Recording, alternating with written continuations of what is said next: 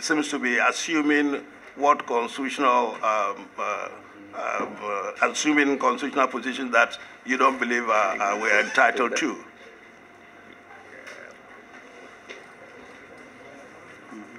There is an allegation that some monies have been withdrawn from the constitution, from the consolidated fund. The point made by the proponents is that they believe that those monies were withdrawn unconstitutionally. We are not here to interpret any constitution. Just simply asking you to respond to that allegation. Whether it is true or not, we have no clue. So if you challenge the constitutionality of it, let's hear your grounds in respect of that. Mr. Co-Chair, let me then proceed to really talk about exactly what you have. You may well do. Honorable Co-Chairs, 3 days ago, when the proponents were here, they alleged I had made payments from the contingency fund to support the National Cathedral. I want to state that this is just not true. Let me be categorical. I have taken no money from the contingency fund to make payments for the National Cathedral. It appears the proponents have confused the contingency fund with the contingency vote. Let me explain. There is a difference between contingency fund and contingency vote. The contingency fund the proponents refer to is what is covered under the Constitution, specifically under Article 177. This constitutes money voted by Parliament, and advances from this must be authorized by the Parliamentary Finance Committee. The contingency vote, on the other hand, is a line under the other government obligations vote, which is approved by the Finance Committee and passed as part of the Annual Appropriation Acts passed by Parliament. Honorable Co-Chairs, in preparing the annual budgets, the practice is that provision is made for indicative expenditures that have not been fully costed at the time of the budget presentation. Provisions are made in the contingency vote to cater for such expenditures. For example, in 2014, there was no specific allocation in the 2014 budget for Ghana's participation in the FIFA World Cup in Brazil. The cabinet of President John Mahama in March 2014 at the time approved then some $9.622 million for that tournament, including that amount which was flown to Brazil in a private jet for the players. A more current example is Ghana's participation in Qatar. The Black Stars qualified for the 2022 FIFA World Cup way after the 2022 budget presented on 16 November 2021 was approved by Parliament.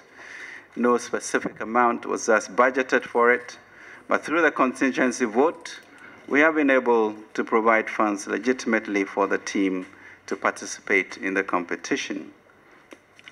Expenditures in respect of the National Cathedral were made from the contingency vote under the other government obligations vote, as has been the practice before my tenure. I have copies of several payments from the contingency vote dating back to 2015 to share. Honorable Co-Chairs, as Finance Minister, I'm fully aware of the approval procedures for use of the contingency fund and have not breached its requirements. The National Cathedral is 100% owned by the state and is not the President's Cathedral as described by the proponents. Indeed, the Attorney General issued an opinion on 6 January 2022 that the National Cathedral is a state-owned company limited by guarantee under the Ghana Museums and Monuments Board.